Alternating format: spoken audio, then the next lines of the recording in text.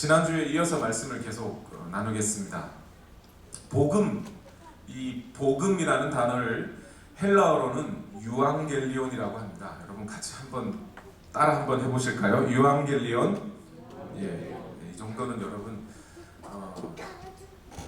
적어도 알링턴 온누리교회에서 신앙생활을 하셨다면 복음 그러면 헬라어로는 유앙겔리온이라 한다더라. 이 정도쯤은 견눈질로 이렇게 아셔야 됩니다. 유앙겔리온이라고 그래요. 그런데 원래 해피니스 그러면 영어로 해피니스 그러면 행복 이렇게 바로 이렇게 우리가 번역을 하듯이 원래 이 유앙겔리온이라는 단어가 복음이라는 단어로 그렇게 번역된 게 아니에요. 원래 유앙겔리온이라는 단어는 로마 시대에 예수 그리스도의 나고 죽으심과 부활하심에 대해서 얘기한 게 아니고 로마 시대에 로마의 황제가 태어나거나 그러니까 후세의 황제가 될 사람이 태어나거나 조선시대로 말하면 세자가 되는 거죠. 세자가 될 사람이 태어난다거나 또는 새로운 황제가 즉위한다거나 하는 그 소식, 그 로마에서 일어난 그 소식을 로마 땅이 워낙 넓으니까 로마 전체에 알려야 하지 않겠습니까? 그래서 그 소식을 알릴 때 그 소식, 황제가 태어났다더라, 새로운 황제가 즉위했다라고 하는 소식을 알릴 때 그 소식을 다른 말로 유앙겔리온이라고 했던 거예요. 기쁜 소식 이렇게 말을 했던 겁니다. 그러니까 유앙겔리온 즉 복음을 전하는 사신이 따로 있었겠죠. 이 사신은 오늘 말로 말하면 약장수 같은 사람들이 아닙니다. 약 파는 사람들이 아니에요. 자기가 하고 싶은 이야기를 하는 게 아니에요. 누군가가 전해준 메시지, 또 실제로 전해야만 하는 이 사람이 아니고선 도저히 전할 수 없는 메시지를 가진 사람들을 사신이라고 하는 거예요. 유앙겔리온이라고 하는 메시지를 가진 사람을 사신이라고 해요. 자기가 약 팔고 돈 버는 사람들이 결코 아니고 메시지를 전하는 것을 사명으로 하는 사람들입니다. 옛날에 그리스 아테네와 어디죠? 스파르타가 전쟁을 했어요. 그리스 도시국가 중에 스파르타와 아테네가 전쟁을 해가지고 거기서 어디가 이겨요? 어느 들판에서? 이 얘기 다 해드렸는데 마라톤이라고 하는 들판에서, 들판 이름이 마라톤이에요. 마라톤이라고 하는 들판에서 아테네와 스파르타가 싸웠어요. 싸워서 어디가 이겨요? 원래 스파르타가 힘이 셀 것 같아 스파르타가 이길 것 같은데 거기가 아니고 그리스 아테네가 이겼단 말이에요. 그래서 그 소식을 전해주기 위해서 한 병사가 이 기쁜 소식, 우리의 승전보, 기쁜 소식을 전해주기 위해서 원래 있던 도시국가로 뛰어갔죠. 헐레벌떡 뛰어가서 우리 도시국가에 있는 그 왕에게 전하면서 우리가 이겼습니다 하고 죽었어요. 그 병사가 뛰어나간 거리를 다 재보니까 몇 킬로미터요? 42.195km. 그래가지고 마라톤이라고 하는 경기가 생겨난 거 아닙니까? 그 병사처럼 기쁜 소식, 어떤 한 전해야 하는 병사가 개인적으로 그 소식을 변개시키거나 거짓말하거나 바꿀 수 있는 소식이 결코 아니죠. 그 소식 메시지는 반드시 전해져 있는 일어난 사건이거나 반드시 전해야 할 만한 메시지이고 이 병사는 그 메시지를 들고 사신이 되어서 누군가에게 전해줘야 합니다. 유앙겔리온이라고 하는 이 이름이 원래는 이 메시지, 왕이 태어났다거나 왕이 즉위했다거나 하는 이 메시지에 붙은 이름이 유앙겔리온이에요. 그런데 사도 바울은 오늘 자기 자신을 일컬어서 뭐라고 해요? 자기 자신을 예수 그리스도에게 메인 자 또는 갇힌 자 그리고 자기의 사명을 뭐라고 좀 말합니까? 나는 복음 유앙겔리온을 전해야 하는 자라고 생각합니다. 바울은 자기 자신을.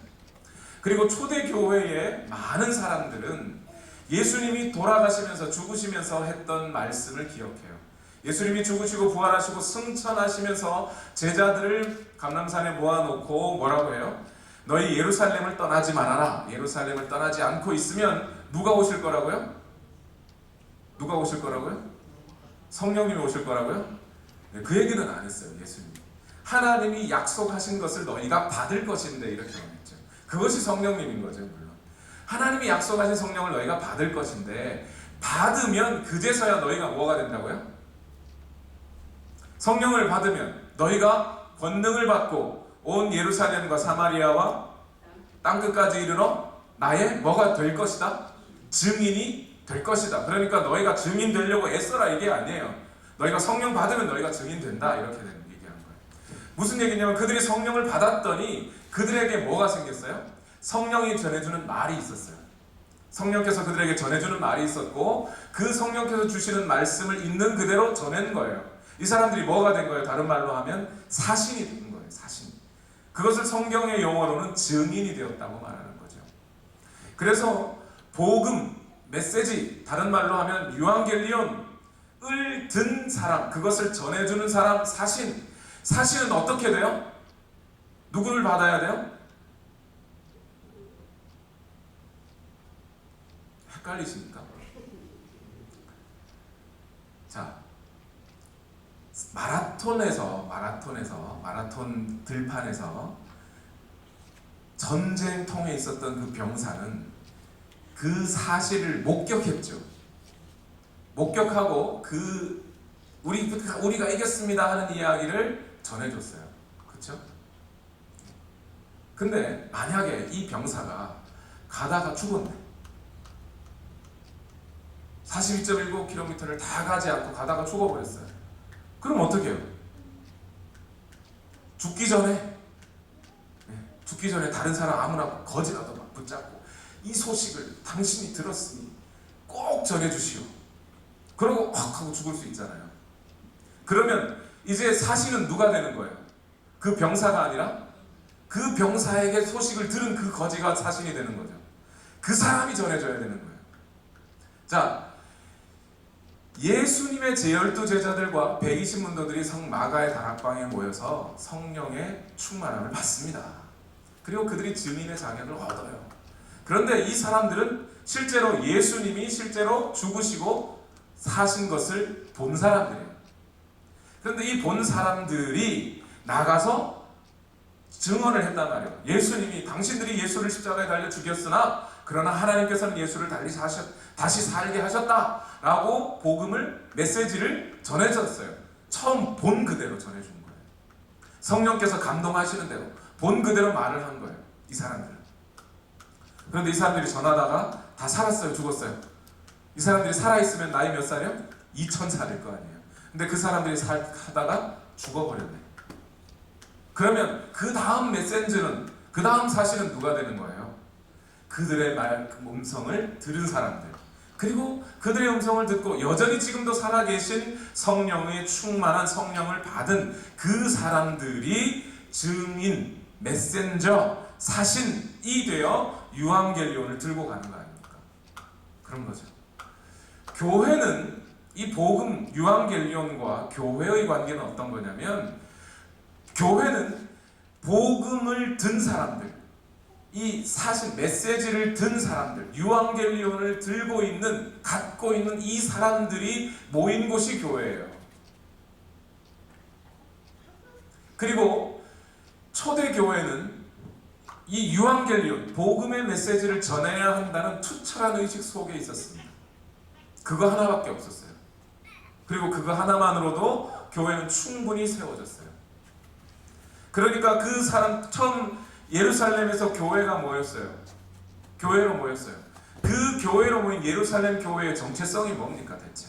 그들은 날마다 모여 뭐 했어요? 사도들의 가르침을 받았다고 그랬어요. 날마다 모여 사도의 가르침을 받았다.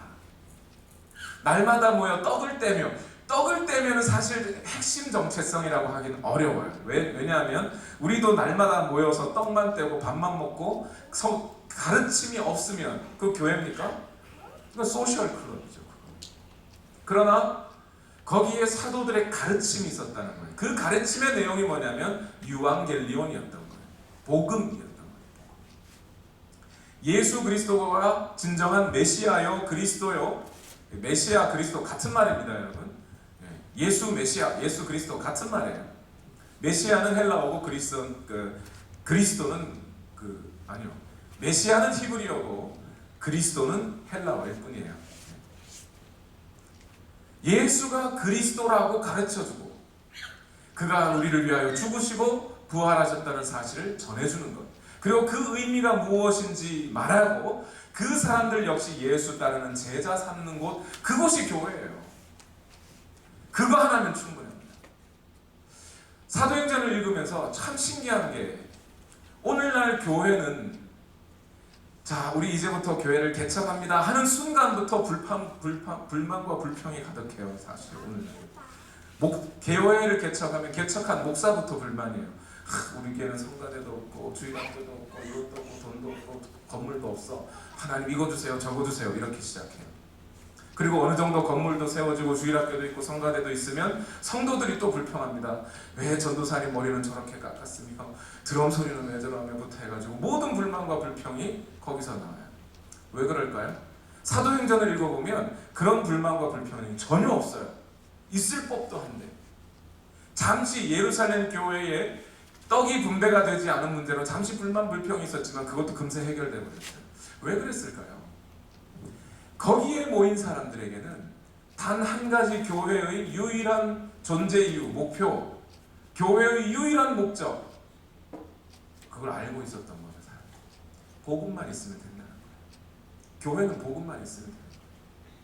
그 복음이 전해지고 선포되고 선포된 복음을 또 나가서 전하는 일만 되면 그걸로 교회는 충분해요. 예루살렘에 그 복음을 듣기 위하여 사람들이 엄청나게 모였죠. 3,000명, 4,000명 모였어요. 그리고 박해가 일어나자 사방으로 사람들이 흩어졌습니다. 흩어진 곳에서 또 복음 전합니다. 그리고 복음을 저렇게 전하다가 어디까지 펼쳐져요? 안디옥에까지 펼쳐집니다. 그리고 안디옥에 교회가 또 세워졌어요. 그리고 거기에 바나바라고 하는 사람을 보내고 바나바가 바울을 부르고 거기서 하나님의 말씀을 또 증거합니다. 또 전합니다. 복음을 전합니다. 유앙겔리온을 전해요. 그리고 1년 정도 되니까 하나님의 뜻에 따라 바나바와 바울을 따로 세워서 그들을 또 전하게 만들어요. 그러니까 복음과 교회는 뗄래야 뗄 수 없는 관계에 있는 거예요. 복음 때문에 교회로 모이고 교회는 복음을 전하고 이 역할을 계속하는 겁니다. 그거 하라고 하나님께서 교회를 세우시는 거예요. 오늘날 우리가 생각하는 교회 또는 우리가 살아가고 있는 교회로서의 우리와 초대교회 성도들의 차이점은 여기에 있어요. 초대교회가 갖고 있는 그런 다이나믹함과 야성이 오늘 우리 안에 없다는 얘기는 우리가 복음이 없어서 이렇게 단정 지을 수는 없어요. 그러나 뭐가 차이가 있냐면 그들에게는 복음만 있었어요. 근데 우리에게는 복음 말고 다른 게 더 많아요. 복음만 있으면 되는데, 유앙겔리온만 있으면 되는데, 복음을 전해 들을 수 있고 내가 복음을 전할 수만 있으면 되는데 그거 말고 다른 게 더 많아요. 오늘날 우리에게 다른 욕구가 더 많아요. 다른 것으로 더 채워지려고 해요. 조금이라도 목사님으로부터 텐션을 좀 받고 싶고, 조금이라도 더 내가 교회의 자원을 좀 더 내 것으로 만들고 싶고, 내 입김이 좀 더 많았으면 좋겠고, 내가 하고자 하는 이야기가 다른 사람들에게 설득됐으면 좋겠고, 내가 하는 선한 일이 다른 사람들로부터 좀 인정받았으면 좋겠고, 이런 욕구들이 워낙 많다 보니까 우리 안에 있는 복음의 야성이 다 죽어버리는 거예요. 튤립을 키워보면 꽃밭에 튤립만 가득 차 있으면 얼마나 예뻐요. 빨간 튤립이, 노란 튤립이 그냥 쫙 펼쳐져 있으면 얼마나 예쁩니까? 근데 거기에 듬성듬성 잡초들이 섞여 있기 시작하면 이게 튤립밭인지 잡초밭인지 모르겠어요. 그러는 순간 튤립의 모습은 어느샌가 그 아름다움을 잃어가는 거죠. 그런 것처럼 오늘 우리에게 복음 하나로만 가득 차면, 예수 그리스도가 날 위해 죽으시고 부활하셨다는 이 사실 하나만으로도, 오늘 그 복음의 핵심 하나만으로도, 내가 예수 그리스도를 바라보고 살아가는 것, 이것 하나만으로도 오늘 우리 마음이 가득 찰 수만 있다면, 그래서 내 인생이 예수 그리스도를 만난 것, 길 가다가 연예인 만난 것보다 못한 예수, 연예인에게 들은 메시지보다 못한 복음 들고 그러고 살아가는 거 말고, 내가 오늘 예수 그리스도 단 한 분, 그분을 만난 그 기쁨 속에 다른 어떤 것과 비교할 수 없을 만큼 주 예수보다도 귀한 것은 없네, 세상 명예와 세상 부귀와 세상 행복과 바꿀 수 없네 하는 이 고백이 우리 안에서 날마다 터져 나올 수 있다면, 우리 삶에 불평이 어디 있고 불만이 어디 있습니까? 교회가 무슨 야성을 되찾고 말고가 어디 있습니까? 이미 되찾은 것이죠. 자, 그런 복음의 야성을 가지고 유앙겔리온의 이 소식, 어떤 누구도 변개할 수 없는 이 소식, 사도 바울은 다메섹으로 가는 도중에 만났던 그 예수, 그리고 그 예수님께서 아나니아를 만나게 하시고 아나니아를 통하여 전해 들었던 복음의 말씀, 그리고 그로부터 10년, 10여 년 동안 주의 구약 성경을 연구하고 또 제자들의 말씀을 전해 들으면서 이야기를 계속 듣고 예수 그리스도가 어떤 분인지 알고 발견하고 그 속에서 예수 그리스도가 나를 발견해 주시고 내가 예수 그리스도를 알게 된 이 사실을 다른 어떤 학문과도 비교할 수 없고 어떤 철학과도 비교할 수 없어서 지금까지 자기가 배워왔던 그 모든 것을 배설물처럼 버린 이 바울이 복음을 들고 전하기 시작합니다. 안디옥 교회를 출발했어요. 출발해서 어디로 갔습니까? 제일 먼저? 이때까지는 바나바가 먼저 인도를 한 것 같아요. 그래서 바나바가 인도하여 어느 섬으로 가요? 옛날 개역 개정판에는 구브로 섬이라고 되어 있고 원래는 여기가 바나바의 고향이었죠. 키프로스 섬 또는 영어 발음으로는 사이프러스 섬이죠. 키프로스 섬에 도착을 합니다. 거기서 바보라는 곳에서 누구를 만나요? 바로 시작하는 바예수를 만나죠. 그리고 바예수와 영적인 대결, 파워 인카운트를 해. 그래서 서로 거기서 예수 그리스도의 영이 이기는 것을 바울이 보여주기 시작합니다. 그리고 거기에서 그 사실을 목격했던 총독 서기오 바울이 예수님을 믿고 회개합니다. 그리고 이 사람들은 다시 배를 타고 육지로 다시 돌아와요. 육지로 와서 도착한 곳이 어디예요? 밤빌리아의 버가라는 곳이죠. 그리고 밤빌리아 버가에서 누가 떠나요? 누가 떠나요? 바나바의 조카인 마가 요한이 예루살렘으로 돌아가게 됩니다. 이 사람들은 여기서 멈추지 않고 더 육지 안으로 더 들어가서 비시디아의 안디옥이라고 하는 곳으로 가요. 안디옥 교회가 세워졌던 안디옥이 아니에요. 그 안디옥은 훨씬 먼 곳에 있어요. 지중해 서동쪽에 있고 지금 말하는 비시디아 안디옥이라는 곳은 지중해 북쪽에 있는 내륙 지방에 있는 땅입니다. 자, 비시디아 안디옥에 갔더니 거기에도 누가 살고 있어요? 유대인이 살고 있었어요. 옛날 느헤미야, 요즘 여러분 생명의 삶 큐티 하실 때 느헤미야 하고 계시죠? 그 느헤미야를 할 때 보면 바벨론이 쳐들어와서 예루살렘 사람 잡아가고 페르시아가 잡아가고 막 이렇게 하죠. 그러면서 그때 이후로 계속해서 이스라엘 사람들은 사방에 흩어져서 살게 됐어요. 이민자로서 살아간 거예요. 그렇게 살아가던 사람들이 흩어져서 비시디아의 안디옥이라는 곳에 이 이스라엘 사람들이 가서 살았고요. 이스라엘 사람들이 모여 살면서 자기들끼리 교육도 하고 거기서 문화적인 언어를 계속 배우고 익히기도 하고 이스라엘 음식도 해먹고 그리고 하나님 여호와 하나님을 예배하던 곳 이름이 뭐예요? 회당이라는 곳이 있어요. 회당. 그 회당에 이 바나바와 바울이 찾아 들어갑니다. 먼저 오늘 본문의 말씀 13절부터 보면 어떻게 되어 있냐면 사도행전 13장 13절 말씀에 바울과 그 일행은 바보에서 배를 타고 이렇게 되어 있어요. 키프로스 섬까지만 갈 때만 해도 누가가 뭐라고 적었냐면 바울과 바나바는 이렇게 적어졌어요. 사울과 바울이라 일컫는 사울과 바나바는 이렇게 적어졌어요. 그런데 키프로스 섬에서 나와가지고 밤빌리아의 버가에 도착하자마자 거기서부터는 뭐라고 적냐면 바울과 그 일행은 이렇게 적었어요. 그러니까 여기서부터는 거의 바울이 모든 선교 여행의 주도권을 가지고 다 지나갔다고 보는 겁니다. 자, 바울과 그 일행이 밤빌리아의 버가에 도착하고 그 다음에 더 들어가서 비시디아의 안디옥까지 들어갔습니다. 안디옥에 있는 회당, 예루살렘 이스라엘 사람들이 모여 살던 어떤 종교 단체, 일종의 유대 종교를 유지하며 살아가고 있는 여호와 하나님을 섬기고 있는 유대인들이 모여 살던 교회 같은 곳, 그곳에 안식일에 찾아갑니다. 유대인들은 안식일날 예배드렸으니까요. 안식일날 제사 지냈으니까 안식일에 바울이 거기를 찾아갑니다. 갔더니 자, 여러분 이름이 뭐예요? 이름이 바나바와 사울이네. 새로 손님들이 찾아왔는데 생긴 건 우리 동네 사람들하고 비슷하게 생겼는데요. 여러분 생각해 보세요. 딱 보면 여러분 요즘 가게 나가면 저 사람이 미국 사람, 아니 베트남 사람인지 일본 사람인지 중국 사람인지 한국 사람인지 여러분 보시면 아시죠? 몰라요. 사실은 저도 옛날에는 알겠는데 요즘은 더 모르겠어요. 얼핏 보면 저 사람 한국 사람 같은데 딱 물어보면 중국 사람이라고 많아요. 근데 이랬던 거죠. 안디옥 그 비시디아 안디옥의 회당에 바울과 그 일행이 찾아갔어요. 찾아가니까 회당에 있던 사람들이 보고 야, 저 사람들 아무래도 이스라엘 사람들 같은데 이런 거예요. 그리고 혹시 성함이 어떻게 되시나요? 물어봤더니 아, 저는 사울이라고 합니다. 사울? 사울? 혹시 그 옛날 다윗 왕 임금 이전에 있었던 그 사울 왕의 이름을 따서 사울이라고 했나요? 그랬더니 맞다는 거예요. 바울 이름이 원래 사울 왕의 이름을 따서 사울이라고 지은 맞다는 거예요. 옆에 계신 분은 성함이 바나바라고 그러네요. 이름을 딱 듣자마자 이 사람들이 유대인인 걸 알았어요.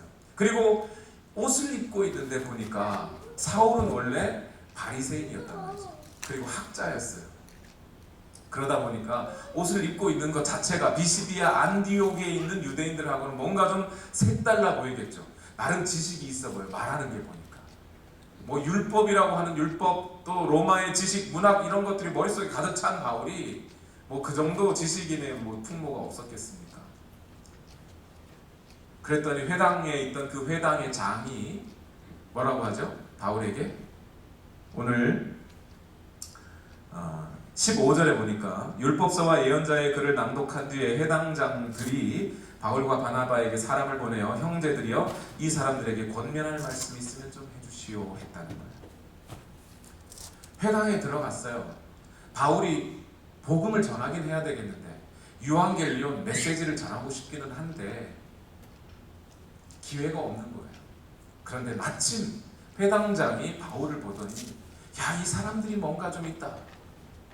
우리는 비록 이 멀리 떨어져서 어떤 뭐라 그러나요? 교포의 생활을 하고 있지만 그래서 살다 보니까 옛날 이스라엘, 우리 여호와 하나님 그리고 예언서와 율법서에 기록되어 있던 내용들을 우리가 많이 잃어버리고 그 본질을 좀 퇴색하고 그렇게 살아가는데 당신을 보니 율법을 정말 잘 아실 것 같아요. 그리고 오늘 딱 안 그래도 오늘 안식일인데 잘 됐습니다. 당신이 우리 교포들에게 뭐 이런 좀 할 말씀 있으면 권면의 말씀을 좀 전해주시오라고 회당장이 부탁을 했다는 거예요. 자, 회당장이 부탁을 하자마자 바울은 어떤 마음이 들었을까요? 때는 이때다. 지금 말고 내가 언제 또 복음을 전하리요? 복음 전하자고 떠난 길인데 지금 복음을 전하지 않으면 내가 언제 또 복음을 전할 수 있으며 내가 지금 복음을 전하지 않으면 내게 화가 미칠 것이로다 하면서 딱 서자마자 어떻게 했어요? 손을 흔들고 동포들이여 하시고 딱 주의를 주목합니다. 동포들이여. 그리고 뭐라 그래요? 하나님을 두려워하는 사람들이여 내 말을 잘 들어보십시오 라고 시작을 합니다. 여러분 지금 오늘 바울을 보세요. 바울의 설교를 한번 보세요. 바울의 태도를 먼저 보세요. 바울은 지금 유앙겔리온 복음으로 가득 차 있는 사람입니다. 아니 자기가 복음으로 자기 마음이 복음으로 채워진 게 아니라 자기가 복음 안에 있는 정도예요. 푹 찌르면 하는 말이 복음밖에 나오는 게 없어요. 그 사람의 입에는. 여러분 우리가 이 정도는 돼야 되지 않을까? 바울이라서가 아니에요. 바울이라서가 아니에요. 농담이 아니에요. 좀 그랬으면 좋겠어요. 오늘 우리가 하는 말들을 보십시다. 우리가 만나는 사람들을 보십시다. 지금 바울은 오랜만에 교포들을 만났어요. 동포를 만났어요. 바울 자신도 다소가 고향이에요. 예루살렘이 고향이 아니에요. 이 사람도 교포 생활을 하던 사람이에요. 저 멀리 다소라는 도시에서. 그리고 안디옥이라는 도시에 와보더니 안디옥에도 교포들이 있네요. 동포들이 있네요. 야, 여러분 제가 교포로 살 때 어린 시절에 이렇게 이러고 살았는데 여러분 이거 잘해야 됩니다. 이렇게 사셔야 됩니다. 뭐 이런 얘기 전할 수 있잖아요. 그런 얘기가 없어요. 바울의 머릿속에는 예수 그리스도의 십자가와 부활로 가득 차 있는 거예요. 그에게 말 꺼내보십시오. 그럼 이 말밖에 할 말이 없어요. 그가 지식이 없어서요? 그가 아는 게 없어서요? 그가 경험이 없어서요? 그에게 뭔가 전할 말이 없어서요? 승전보를 전하기 위해서 달려가고 있었던 그 병사는 그 병사가 죽기 직전까지 그 병사가 만약 입을 벌릴 수만 있다면, 그리고 입을 벌려서 누군가에게 말 한마디라도 할 수만 있다면 그에게는 승전보를 전하는 것밖에는 다른 할 말이 없을 거예요. 그래서 그 사람이 사신이에요. 만약 그 사람이 승전보를 전하는 것 말고 다른 이야기, 그에게 전할 것이 있었다면, 다른 것으로 섞여 있었다면, 아니 다른 것들이 더 많았다면 그 사람은 사신이 아니에요. 사신의 자격이 주어졌을지는 몰라도 사신이라고 할 수 있는 사람은 아닙니다. 우리 그리스도인이 어떤 사람이에요? 그냥 전하는 말마다 그리스도밖에 없는 사람들. 안디옥에서 비로소 사람들이 그리스도인이라는 이름을 받았다는 거예요. 별명을 얻었다는 거예요. 왜요? 그 사람들을 보면 예수 그리스도 말고는 말할 게 없더라는 거예요. 예수 그리스도 말고는 말하지 않더라는 거예요. 그게 무슨 율법적으로 나는 예수님만 아는 점, 예수님 말고 딴 얘기하면 난 죽을 것 같아. 율법적인 얘기가 아니라 그 사람들의 마음속에 진짜 예수님을 만났더니 복음 말고는 전할 게 없는 거예요. 예수님 말고는 전할 게 없는 거예요. 전에도 말씀드리지 않았나요? 길 가다가 오늘 연예인을 한번 봤다고 생각해 보세요. 그 사람이 누구를 만나든지, 야 오늘 내 누구 봤다, 내 오늘 누구 봤다, 집에서 와이프를 보든 남편을 보든 자녀를 보든 누구를 보든 나 오늘 길 오다가 저기서 연예인 봤다고 말하지 않겠어요? 연예인을 봐도 그러한데 오늘 내 생명을 구원해 주신 예수 그리스도, 내 모든 죄를 해결하신 예수 그리스도, 하나님의 아들 예수 그리스도, 그분을 오늘 우리가 만났다면 그분 말고 누구를 또 전할 거예요? 그분으로 가득 찰 수밖에 없지 않아요? 그런데 만약 오늘 내게서 예수 그리스도 말고 복음 말고 다른 내 경험이라든지 내 생각이라든지 내 지식이라든지 또는 이것저것 해야 할 잡담거리들이 가득 차 있다면, 지난 주일 말씀대로 하면 우리 자신을 한번 시험해 봐야 돼요. 내가 과연 예수 그리스도를 만난 사람인가? 예수 그리스도를 안 만났으니 예수 그리스도에 대해서 말을 못하는 거죠. 만났으면 할 거예요. 연예인을 만났으면 그 연예인의 조건을 못 깨더라도 나 오늘 그 연예인 만났다는 얘기로는 충만할 거 아니에요. 예수 그리스도에 대해서 우리가 지난 인생 신앙생활을 통해 얼마나 많이 들었습니까? 여러분, 예수 그리스도를 만났다면, 예수 그리스도를 또 알아갔다면 예수 그리스도 말고 또 무엇을 전할 수 있습니까? 그분이 신이신데, 그분이 온 우주 만물을 다 지으실 때 계셨던 분이신데, 그분 말고 누가 더 위대해서 누구를 전하실 것입니까? 오늘 우리 자신을 다시 한번 점검해봐요. 사도 바울은 그랬던 사람이에요. 예수 그리스도를 만나는 그 순간부터, 자기 인생이 변화된 그 순간부터, 예수 그리스도를 만난 그 순간부터 죽을 때까지 예수 그리스도 말고는, 복음 말고는 전할 게 없었던 사람이에요. 예수 그리스도를 알고 예수 그리스도 안에서 발견되고 나서는 다른 모든 철학적인 이야기들이, 다른 모든 경험들이 배설물로 여겨진 사람이에요. 내가 그렇게 배설물로 여겼다는 게 아니에요. 예수 그리스도 안에서 발견되고 보니, 예수 그리스도 안에서 복음을 발견하고 났더니 다른 모든 것들이 배설물처럼 여겨지더라는 거예요. 그건 예수 그리스도를 만난 너무나 자연스러운 현상이에요. 예수를 만난 사람은 다 그래요. 오늘 내가 만약 예수 그리스도 말고 다른 것도, 내 자존심이, 내가 다른 사람들로부터 인정받고 싶은 마음이, 내 능력을 키우고 싶은 마음이, 내가 장사하고 싶은 마음이, 그래서 다른 돈 더 많이 벌고 싶은 마음이 복음보다 더 많다면, 내가 알고 있던 복음이 잘못된 거든지, 내가 예수를 안 만난 사람이든지, 답은 그렇게 나오는 거예요. 자, 이제 바울이 안디옥에서 회당 안에 들어가 복음을 전하기 시작합니다. 자, 바울의 설교는 전체를 세 부분으로 나눌 수 있어요. 큰일 났습니다. 오늘 바울의 설교를 쭉 다 지금 강의를 하려고 했는데요. 첫째 부분은 사도행전 13장 17절에서 25절까지의 말씀입니다. 이스라엘 역사와 예수 그리스도가 어떻게 오시게 됐는지, 이스라엘 역사를 통해 예수 그리스도가 어떻게 오셨는지. 둘째 부분은 사도행전 13장 26절에서 37절까지 예수 그리스도의 죽으심과 부활에 대한 이야기입니다. 복음의 핵심 부분이죠. 그 다음에 셋째 부분은 사도행전 13장 38절에서 41절까지 예수 그리스도를 믿음으로 얻게 되는 의와 최종적인 적용의 말씀 해서 41절까지 끝납니다. 자, 먼저 핵심 구절이 뭐냐? 사도행전 13장 38절과 39절. 바울은 오늘 38절과 39절 이 말씀을 하기 위해서 13절에서부터 쭉 이야기를 이어오고 있어요. 핵심이 38절 39절 말씀인데 다 같이 한번 읽어보겠습니다. 시작. 그러므로 동포 여러분, 바로 이 예수로 말미암아 여러분에게 죄의 용서가 선포된다는 것을 알아야 합니다. 여러분이 모세의 율법으로는 의롭게 될 수 없던 그 모든 길에서 풀려납니다. 믿는 사람은 누구나 다 예수 안에서 의롭게 됩니다. 예수 그리스도를 통해야만 죄 용서가 있습니다. 모세의 율법으로는 의롭게 될 수 없고, 예수 믿는 사람들은 누구나 다 예수 그리스도 안에서 의로워지게 되어 있습니다 라고 하는 이 핵심 메시지를 전하기 위해 앞으로 쭉 이야기를 다 하고 있는 거예요. 여러분, 교회가 처음 세워질 때 전해졌던 복음, 그게 뭔지 우리는 알고 있나요? 지금 우리가 읽은 거예요.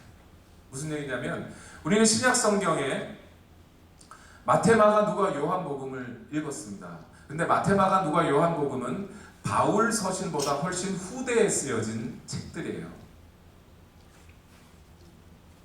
다시요. 우리가 신약 성경을 읽을 때 마태복음을 먼저 읽어요. 마태, 마가, 누가, 요한복음을 먼저 읽어요. 그러나 마태, 마가, 누가, 요한복음이 쓰여진 것은 바울 서신보다 훨씬 후대에 쓰여졌다고요.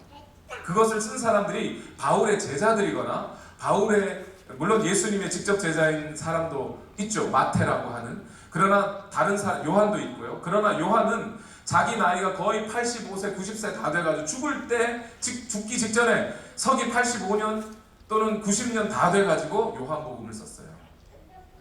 바울이 갈라디아 교회, 데살로니가 교회 여기저기 편지를 보낼 때 갈라디아 교회에 편지를 보낼 그 당시의 연도가 약 서기 50년 정도입니다.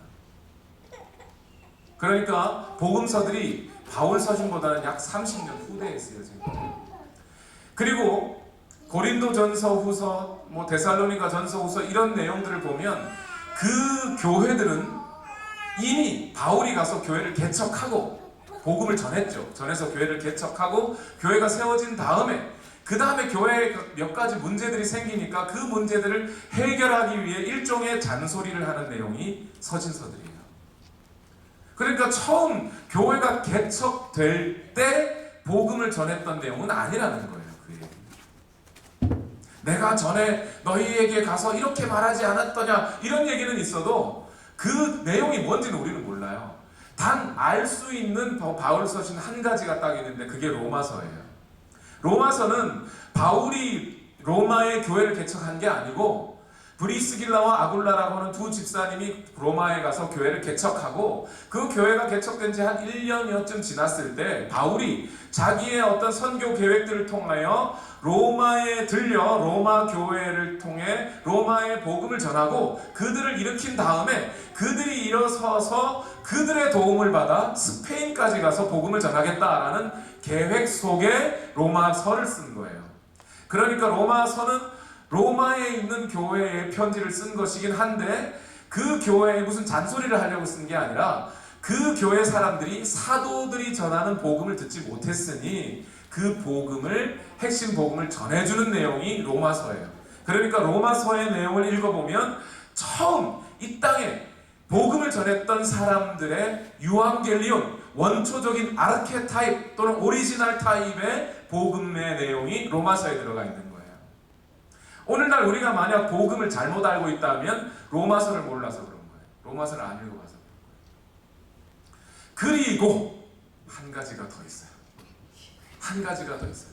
로마서는 그렇게 쓰여진 책인데 그 로마서와 같이 처음 바울이 전했던 복음, 그 핵심 복음의 내용을 따로 모아서 어디다 적어놓았어요? 지금 사도행전 13장에 지금 누가가 적어놓았단 말이에요.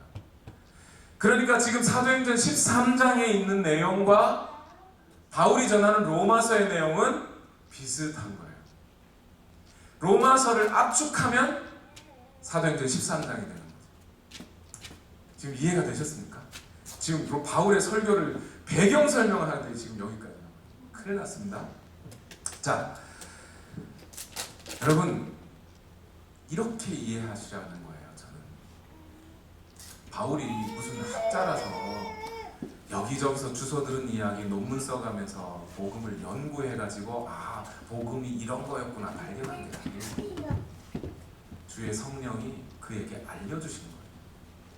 또는 전하고 들은 복음을 들은 바 예수님의 제자들의 소식을 들은 거죠. 그래서 아는 거예요. 바울. 그것을 가지고 전했을 뿐이에요. 바울. 오늘 우리가 교회라면 말이죠. 지금 제가 말하려고 하는 얘기는 뭐냐면 물론 저희는 여전히 성경 이 사도행전 속에서 복음을 발견해야 합니다. 찾아내야 돼요. 읽어내야 돼요. 그게 우리의 사명이에요. 그게 우리가 메시지를 듣는 자예요. 또 우리가 메신저가 되어서 복음을 전해야 할 사명이 교회에 또 있어요. 이것뿐이에요. 교회는. 그런데 여러분 저와 여러분이 이것을 전하고 있느냐?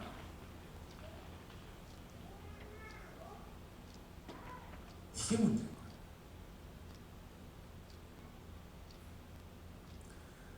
누구의 부탁도 아니고 오바마 대통령의 부탁도 아니고요. 우리 하나님 아버지의 부탁이에요. 너희가 복음을 듣고 살아났다면 그리고 10년, 20년, 30년 신앙생활하면서 저 복음 전하는 자들에 의해서 복음을 들었다면 여러분 오늘 바울의 설교 사도행전 13장 13절에서 41절까지 있는 절수로는 채 20절도 되지 않는 이 절의 내용을 여러분 모르세요? 몰라서 안전하는 게 아니지요. 우리가 배움이 적어서 안전하는 게 아니에요. 바울과 같은 구원의 기쁨이 복음 전도의 사명이 없으니까 우리가 안전하는 거예요.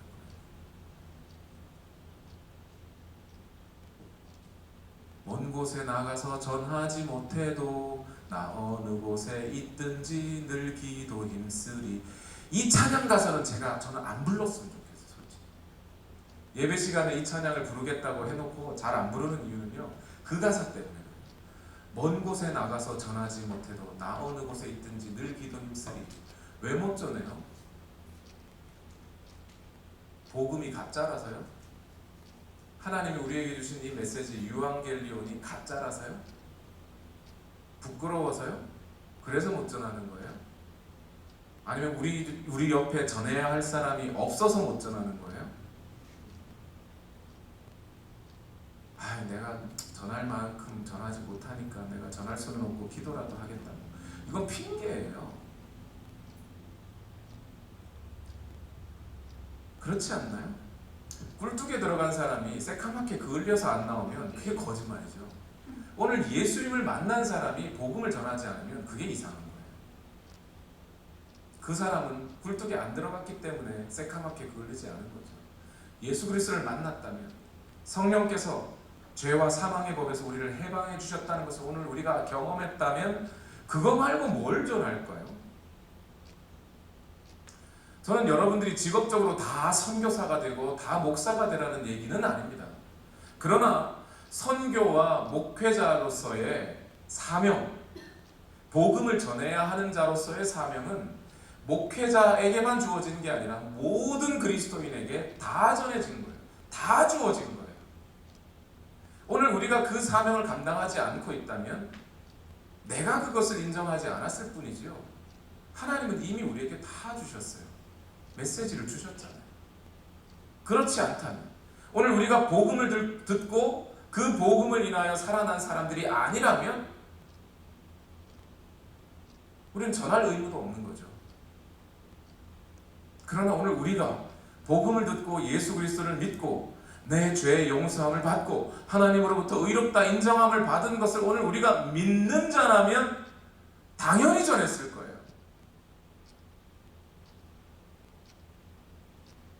한 목사님이 제 신학교 헬라어 선생님이었는데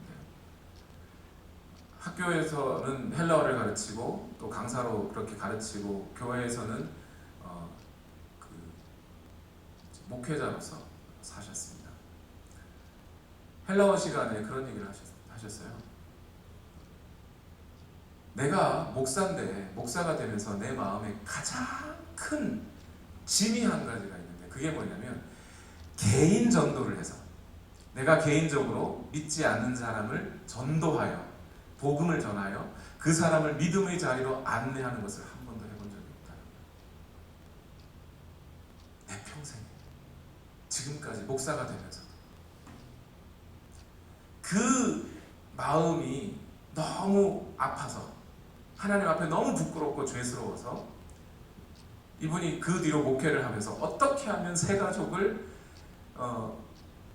믿음의 자리로 나올 수 있도록 단순히 교회 다니는 사람 말고 예수 그리스도를 주와 구세주로 시인하고 영접하고 예수 그리스도의 참된 그리스도 거듭난 그리스도인을 만들 수 있느냐에 대해서 계속 연구하고 거기에 집중을 했어요. 얼마 전에 책을 쓰셨더라고요. 교회에서 이러이러한 사람들 새 가족을 이렇게 이끌기 위해서는 단체로 그룹으로 해가지고는 절대 안 된다. 그걸 발견했다는 거예요. 그리고 결론은 뭐냐면 1대1로 양육해야 된다는 거예요. 새 가족이 오면 한 명 한 명 만나서 얘기하고 또 전하고 그렇게 해서 복음을 증거해야만 이 사람들이 앞으로 예수 그리스도를 믿게 되는 사람으로 변하더라는 겁니다. 그 얘기가 뭐예요? 이분은 그 예수님께 빚진 마음을 목회하면서 계속 거기에 집중하고 했더니 거기서 열매를 보기 시작하는 거죠. 여러분 저와 여러분 똑같지 않나요? 오늘 우리가 복음을 듣고 그 복음의 메시지를 듣고 예수 그리스도를 만나 구원을 경험한 사람들이라면 이제 우리는 예수 그리스도 앞에 빚진 마음이 있어야 하지 않나요? 없는 게 내가 복음을 전하고 싶은 마음이 없는 게 이상하지 않나요?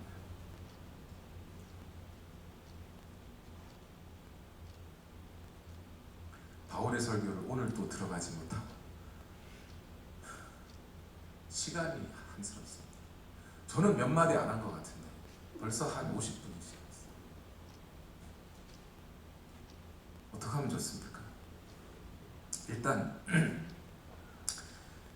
한 구절만이라도 하십시다. 한 구절만 하고 다음 주에 이어서 들어가겠습니다. 그래야 진행이 될 것 같아요. 사도행전 13장 16절에서 20절 바울의 설교의 내용을 전체 9부분으로 나누겠습니다. 그리고 한 단락씩 계속 해석하고 적용하고 진행하겠습니다. 먼저 제일 앞부분이에요. 사도행전 13장 16절과 20절 여기까지만 하고 오늘은 설교를 마치겠습니다. 다 같이 읽어보겠습니다. 시작. 그래서 바울은 일어나서 손을 흔들고 말하였다. 이스라엘 동포 여러분 그리고 하나님을 두려워하는 사람들이여 내 말을 들으십시오. 이 백성 이스라엘의 하나님께서 우리 조상들을 택하셨습니다. 이 백성이 이집트 땅에서 나그네 생활을 하는 동안에 이 백성을 높여주시고 권능의 팔로 그들을 거기에서 인도하여 내셨습니다. 광야에서 40년 동안 그들에게 대하여 참아주시고 가나안 땅의 7 족속을 멸하셔서 그 땅을 그들에게 유업으로 주시고 약 450년 동안 차지하게 하셨습니다. 거기까지요. 자, 바울은 이제 청중들, 자기의 설교를 듣는, 복음을 듣는 사람들에게 뭐라고 불러요? 이스라엘 동포 여러분, 그리고 하나님을 두려워하는 사람들이요. 이렇게 불러요. 그러니까 바울은 전혀 외지 사람처럼 나는 외인이고 너희들은 좀 나보다 낮은 사람이고 나는 지식이 있는 사람이고 뭐 이런 태도가 아니에요. 당신과 내가 같은 사람입니다. 동포입니다. 로 시작해요. 듣는 사람들의 마음을 열어주는 거죠. 예, 전화 왔습니다. 전화 왔습니다. 전화. 예. 자, 그리고 17절에 들어가면 어디로부터 시작하냐면 이 백성 이스라엘의 하나님께서 이렇게 시작해요. 우리 조상들을 택하셨습니다. 이 백성이 이집트 땅에서 나그네 생활을 하는 동안에, 자, 누구로부터 시작하는 거예요? 지금 바울은 설교를 이집트 땅에서 누구를 보내셔요? 하나님이 이집트에 있는 이스라엘 백성에게 누구를 보내셔요? 모세를 보내시죠. 그래서 그 이집트에서 나오게 하십니다. 지금 바울이 설교를 시작하면서 이집트에 있었던 백성들로부터 시작하는 이유가 있어요. 물론 아브라함 때부터 시작할 수 있겠지요. 누가 그랬어요? 스데반도 그랬어요. 스데반도 그랬고 베드로도 그랬어요. 아브라함 때부터 시작해요. 아브라함을 부르셔서 하나님께서 이렇게 시작했는데, 바울은 지금 이스라엘 백성 이집트부터 시작해요. 왜냐하면 지금 앉아있는 청중과 말하고 있는 바울 사이에 공통점은, 물론 아브라함도 있지만 왠지 아브라함은 좀 멀어요. 그렇죠? 당신과 내가 동족입니다 라고 하려면 민족으로부터 시작을 해요. 그러니까 모세부터 시작합니다. 자, 그리고 그 사도 바울은 여기서 몇 년 동안 하나님이 인도하셨다고요? 20절에 보니까 약 450년 동안 하나님이 인도하셨다, 이런 얘기를 해요. 그런데 그 450년이 어떻게 450년이에요? 이집트에 있었던 400여 년, 그리고 이집트에서 나와 광야에서 살았던 40년, 그리고 가나안 땅에 들어가 가나안 백성들을, 가나안 땅에 살고 있던 외부 족속들과 싸워서 그들을 몰아내고 정착하는 데 걸린 10년 정도. 그래서 합쳐서 약 450년을 얘기해요. 그런데 중요한 것은 이 모든 문장의 주어가 뭔가요? 자, 이스라엘 동포 여러분, 그리고 하나님을 두려워하는 사람들이여 내 말을 들으십시오. 17절에 이 백성 이스라엘의 하나님께서 우리 조상들을 택하셨습니다. 이 백성이 이집트 땅에서 나그네 생활을 하는 동안에 이 백성을 높여주시고, 누가요? 하나님이 권능의 팔로 그들을 거기서 인도하여 내셨습니다. 누가요? 하나님이 광야에서 40년 동안 그들에 대하여 참아주시고, 누가요? 하나님이 가나안 땅의 7 족속을 멸하셨습니다. 누가요? 하나님이 그 땅을 그들에게 유업으로 주셨습니다. 누가요? 하나님이 약 450년 동안 그들에게 그 땅을 차지하게 하셨습니다. 누가요? 하나님. 모든 이스라엘 역사의 주관자가 하나님이라는 사실로부터 복음은 출발하는 거예요. 주어가 하나님이라는 사실을 잊지 마시기 바랍니다. 하나님이 택하시고, 하나님이 번성케 하시고, 하나님이 인도하시고, 하나님이 참으시고, 하나님이 멸하시고, 하나님이 주셨다는 것, 이 사실로부터 바울은 복음을 출발하고 있는 거예요. 기독교의 핵심 진리는 뭐냐면요, 다른 어느 종교와 다른 여러 종교들과는 다른 기독교가 갖고 있는 핵심 진리는 뭐냐면, 인간의 역사에 신이신 하나님께서 개입해 들어오셨다는 거예요. 그 모든 역사를 하나님이 주관하시고 이끌어 가셨다는 사실이에요. 거기서부터 복음은 출발하는 겁니다. 다른 데서는 이런 얘기가 없어요. 여러분, 현대인들이요, 복음을 헷갈려하고 교회와 기독교의 진리를 헷갈려하는데, 그 헷갈려하는 이면에는 뭐가 있냐면, 그 모든 논점과 이슈와 논쟁의 시작을 사람에게 두기 때문에 그래요. 여러분, 동성애 문제를 이슈화하고 동성애가 토론되지요. 논쟁거리가 되지요. 왜 논쟁이 되는지 아세요? 동성애 문제를 사람에게서 출발하기 때문이에요. 동성애가 이거 선택이냐, 사람이 선택한 거냐, 아니면 태어나면서부터 어쩔 수 없이 그 사람에게 주어진 성적인 기호냐, 여기서부터 논쟁을 하기 시작하는 한 답은 안 나옵니다. 그 논쟁의 기원을 하나님으로부터 끌고 가서 하나님에서 출발해야 답이 나와요. 그들도 구원받아야 할 하나님의 백성들이라는 사실. 그들도 죄를 회개해야 한다는 거예요. 동성애가 죄라는 사실은 하나님으로부터 출발해야 답이 나오는 거예요. 오늘 여러분과 저의 안에 어떤 문제들이 있다면요, 오늘 바울처럼 해보시기 바랍니다. 이 문제를 그 문제에서 출발하지 마시고 하나님으로부터 출발해 보세요. 오늘 내게 이런 일들이 왜 주어졌는지, 오늘 내게 가정이라고 하는 것이 왜 주어졌는지, 다른 하고 많은 남편들 아내 중에서도 왜 하필 이 남편 이 아내에게 아내가 내가 만나게 되었는지, 그것을 내 개인의 역사를 더듬어서 내가 여기서 살다가 저리로 이사했는데 그때 나타난 남자가, 그때 나타난 여자가 이 사람이고, 그래서 이 사람이 라면 하나 끓여준다 그래서 너무 고마워가지고 만나게 됐고, 이런 식으로 찾아가면요 답이 안 나옵니다, 인생이. 그러나 하나님의 관점과 하나님의 눈으로부터 오늘 시작을 하면 이 사람을 하나님이 만나게 하셨다는 것, 하나님께서 이 가정을 이루게 하셨다는 것, 이 자녀를 하나님께서 주셨다는 것, 거기서부터 오늘 우리가 모든 우리의 인생을 시작하면 답이 나옵니다. 내가 오늘 이 사람에게 무슨 말을 하여야 할지, 이 사람에게 어떻게 대하여야 할지, 내 자녀, 내 가족, 내 교우들에게 무엇으로 어떻게 대하여야 하는지 하나님으로부터 시작하면 답이 나와요. 뻔하죠. 답. 확실하죠. 내가 거룩하니 너희도 거룩하여라. 우리에게 결혼 생활을 주신 이유는 우리의 거룩함을 위해 주신 거예요. 율법과 계명 중에 가장 큰 것이 뭡니까? 하나님을 사랑하고 이웃을 사랑하는 것이다. 이웃을 내 몸과 같이 사랑하는 것이다. 거기에 답이 다 나와 있어요. 그렇게 살면 돼요. 간단한 겁니다. 우리 인생. 그런데도 그 답을 찾지 못해 우왕좌왕하고 있는 것일 뿐이죠. 하나님으로부터 출발하지 않으니까 그래요. 바울처럼 하나님으로부터, 하나님을 주어 삼아 하나님께서 하셨습니다로 시작하면 우리 인생의 답은 확실합니다. 오늘 말씀을 여기서 마무리 짓겠습니다. 다음 주부터는 또 요 다음 구절부터 이어가도록 할게요. 여러분, 말씀을 마무리하면서 여러분께 반드시 꼭 한 가지 이 말씀을 드리고 싶습니다. 여러분, 우리 교회에 전도해야 됩니다. 그런데 그 전도해야 되는 이유는 우리 교회 성도 수가 줄어들어서도 아니고, 우리 교회 헌금이라도 재정이라도 제대로 확충하기 위해서도 아니고, 교회가 제대로 활동이라도 제대로 한번 해보기 위해서도 아니에요. 오늘 우리가 예수 그리스도의 큰 사랑을 입은 자들이고 하나님의 은혜를 받은 자들이라면 너무도 당연하게 여기서부터 우리는 전도라는 것을 하게 되어 있어요. 이 전도가 우리 교회에 와봐, 우리 교회 이것도 있고 밥도 맛있고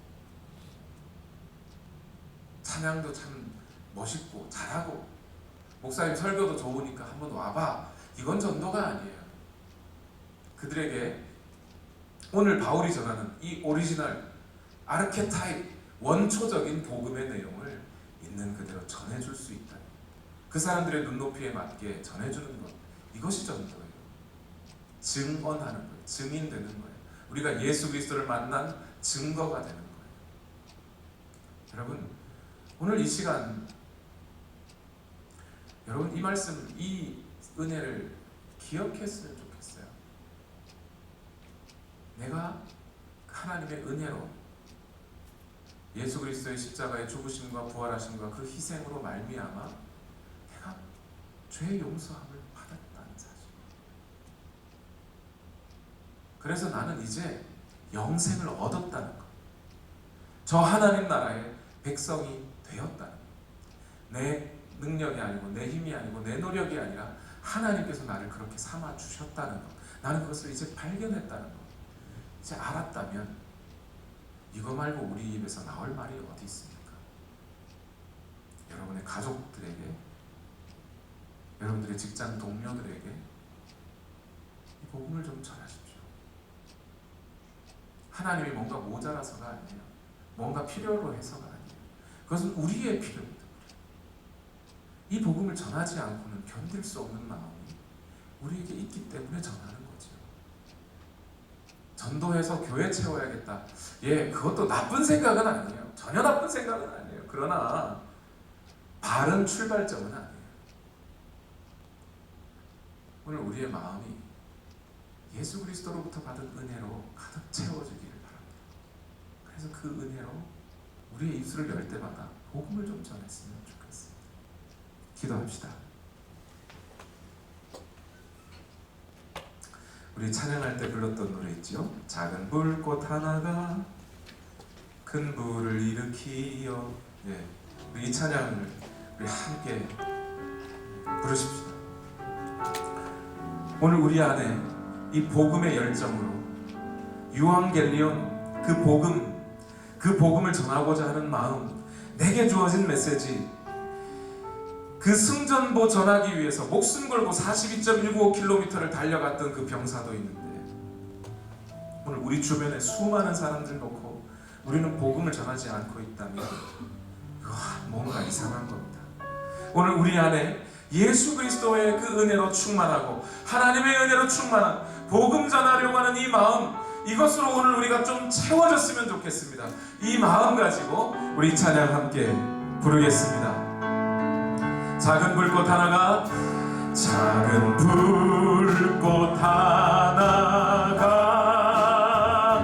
큰 불을 일으키어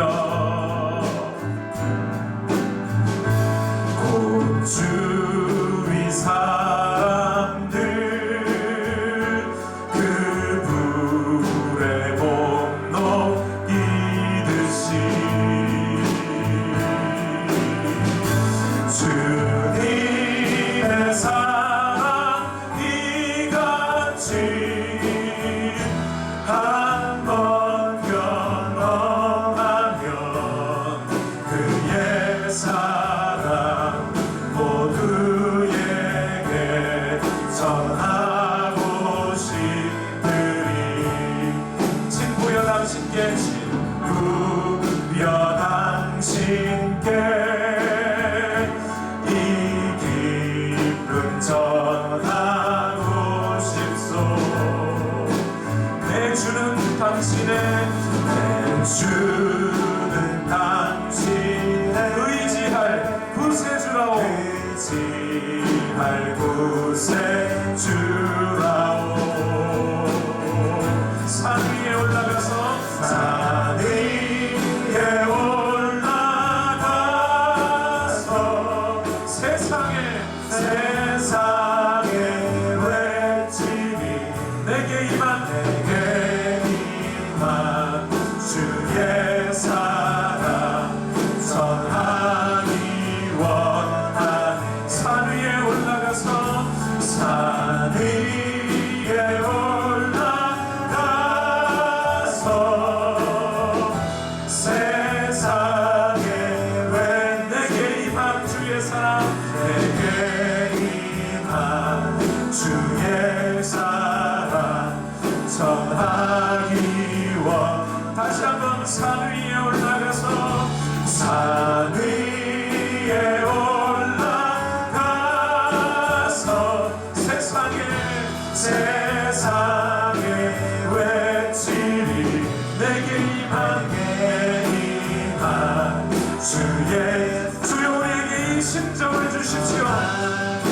친구여 당신께 이 기쁨 전하고 싶소. 친구여 당신께 이 기쁨 전하고 싶소. 내 주는 당신의 의지할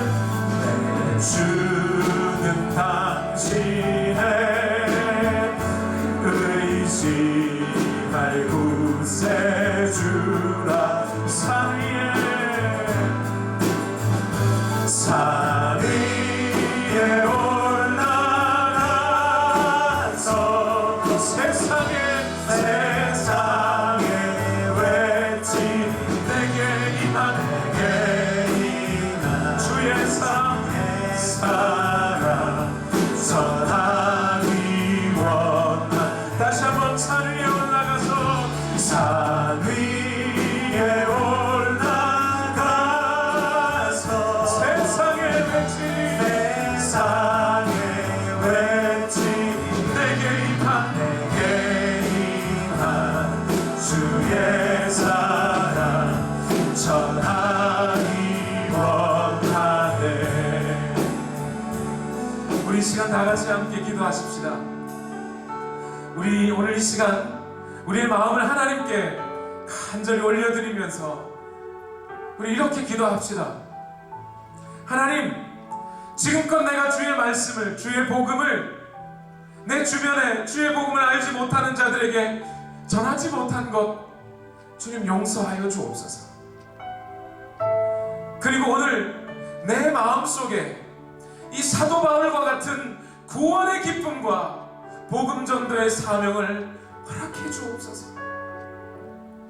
내가 부족하고 연약하여 어느샌가 지난주 말씀처럼 내게 임했던 그 구원의 기쁨이 식어지고 복음의 열정이 사그러져 갈 때 주여 오늘 내게 부활의 예수 그리스도를 만난 그 기쁨을 회복시켜 주셔서 누가 뭐라고 하지 않아도 누가 강조하지 않고 강요하지 않아도 오늘 내 입술을 벌려 복음 증거할 만한 마음과 그 열정이 다시 한번 샘솟게 하여 주십시오.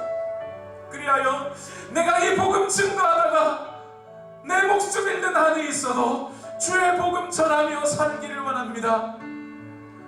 마라톤 그 들판에 있었던 그 승전보를 전하기 위하여 목숨 걸고 병사는 달려갔는데 오늘 그리스도의 좋은 군사 나는 어찌 이 복음을 증거하지 않고 가만히 앉아있으면서 이것저것 핑계만 대고 있었는지요.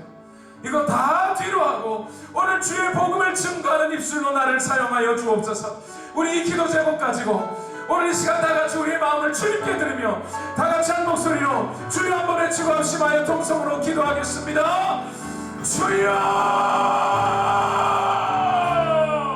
살아계신 아버지 하나님, 억만 죄악 가운데서 나를 건져주시고 저 지옥의 백성들의 것을 나를 천국 백성 삼아주시며 예수 그리스도를 만나 주님과 교제하며 살아가게 하시고 오늘도 하나님으로부터 받은 은혜 속에 죄의 용서를 받고 의롭다 인정함을 받아서 오늘도 하나님이 주시는 자원으로 살아갈 수 있는데 나는 이렇게 살아가는데 내 주변에 주님을 알지 못해 여전히 죽어가고 있는 그 사람들,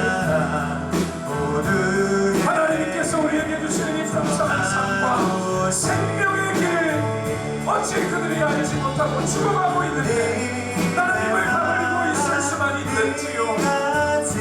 주여 오늘 우리에게 하나님의 은혜를 부어주시고 오늘 우리에게 하나님의 은혜를 부어주시고 내 입술을 벌려 사도 바울처럼 복음 증거하게 하옵소서. 예수 이름이 온 땅에 퍼져가는 것으로 하나님의 나라가 이 땅에 임하는 것으로 내 기쁨 삼게 하시고 잃어버린 영혼 돌아올 때 하나님 기뻐 춤추시듯이 오늘 예수님 기뻐 춤추듯이 오늘도 나도 그 기쁨 누리게 하여 주옵소서. 오늘 내게 질병을 치료할 치료약이 있고 수많은 죽어가는 사람들이 있는데 나는 이 치료약을 가지고 어찌 그들에게 나누어줄 수 없단 말입니까? 나만 붙잡고 어찌 이것을 가지고 있을 수만 있단 말입니까? 주여 역사하여 주셔서 예수 그리스도 만난 기쁨을 예수님 만난 기쁨을 오늘도 누리게 하여 주시고 내가 만난 예수 그리스도를 증거하게 하옵소서. 나를 위하여 죽어주신 예수 그리스도를 증거하는 복음 전도의 사명을 오늘도 내가 누리기를 원합니다.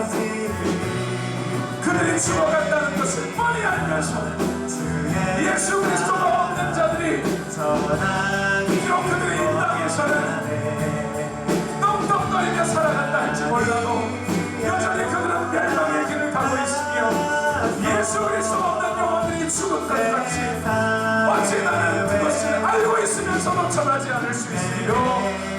주여 이 사명 감당하게 하옵소서. 한편으로는 구원의 기쁨을 또 한편으로는 복음 전도의 사명을 감당하기를 원합니다. 교회에게 복음을 주셨다면 그 복음을 전하라고 주신 것이 주여 오늘 우리가 이 복음을 증거할 수 있도록 오늘 우리에게 하나님 은혜를 부어 주시옵소서. 주여 역사하여 주시옵소서. 오늘 내게 주신 하나님의 은혜, 오늘 내게 허락하신 주의 말씀, 주의 복음, 예수 그리스도를 믿으며 예수 그리스도 안에서 죄 용서함을 받고 예수 그리스도 안에서 의롭다 인정함을 받을 수 있는 이 기회를 내 주변의 사람들에게 전하여 살려내게 하옵소서.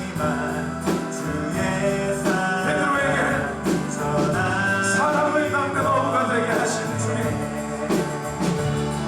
그 영혼이 주님께 돌아올 때 기뻐하며 또한 자신은 그 사람들을 주수하여야 할 사명을 가진 자들임을 깨닫게 하셔서 나가 증거하게 하시고 죽기까지 복음 전하게 하셨으니 주여 오늘 우리에게 말씀하시네.